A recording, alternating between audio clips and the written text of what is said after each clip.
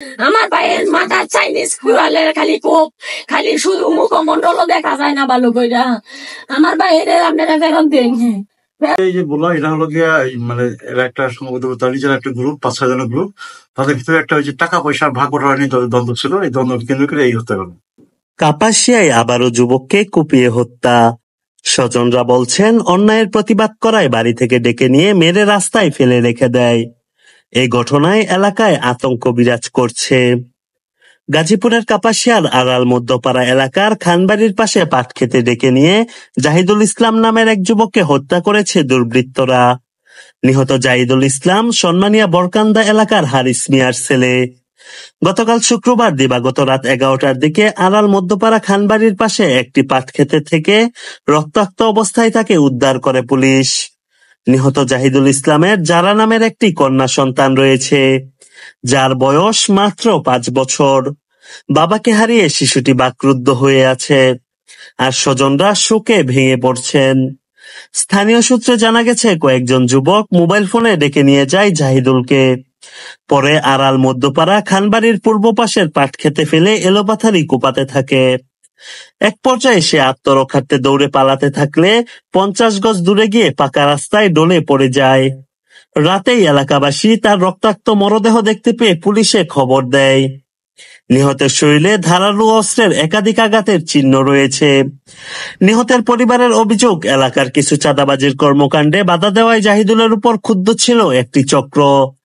পরিকল্পিতভাবে তাকে ডেকে নিয়ে গিয়ে হত্যা করা হয়েছিল বলে তারা দাবি করছেন।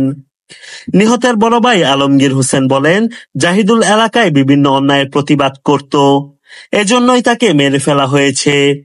এক প্রত্যক্ষদর্শী জানান, রাতে কয়েকজনকে ওই পাট ক্ষেতের আশেপাশে সন্দেহজনকভাবে ঘোরাফেরা করতে দেখা গিয়েছিল। আমার স্বামী বাধা দিছে, এই সেই থেকে কোন টাকা পয়সা খাইয়া আমার জামাই একবারে শেষ করে দিছে। আমি বিচার চাই, আমি বিচার চাই। আমার স্বামী যে এই কষ্ট দিছে, আমি তাদের বিচার চাই। স্যার আপনার বিচার করেন। আমার আমার আমার মেয়ের ঠিক করছে। আমার মেয়ে তো কোনোদিন বাবা বলে ডাকতে পারবো না। সমস্যা বলতে এই এলাকার কয়েকটা বকাটে বলকান্তের সাথে সমস্যাটা হবে। তো 4-5 দিন আগে একটা সমস্যা হয়েছিল, ওইটা মীমাংসা হয়ে গেছে। আমি কইছি সুন্দর মতো চললো, বাড়িতে থাইকো, সবসময় আমি বাড়িতে আছি। কালকা রাত্রে 12টার দিকে তার বোনে ফোন দিছে যে এই ব্যাপার, জাহিদুল রে তোকে এটা কুমায় রাস্তা ফালাই রাখছে। আমার মেয়ে বলে যেদিন ঝগড়া হয়েছে, পরশু দিন ঝগড়া হয়েছে, ঝগড়ার মাধ্যমে মেয়ে গেছে গিয়া বলে শুনতেছে হ্যারে না মারলে হ্যারে মাইরালাম, হ্যারে মারলে সব ঠান্ডা হয়ে যাবে।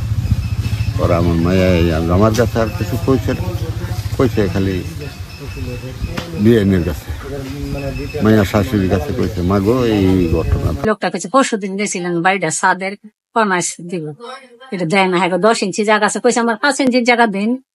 সাদের যদি কোনাস না থাকে তো কোনো সমস্যা হয় না, পানি জরে এমনি লেগে দিছে না। আমার পুতুলে উৎপাত করছে, পুতুলে যে কোনো প্রকারে তার হ্যার মামুর বাড়ি নিয়ে মারছে। হ্যার মামুর বাড়ি ইয়ে বাড়ি যেন মারছে না, হ্যার মামুর বাড়ি।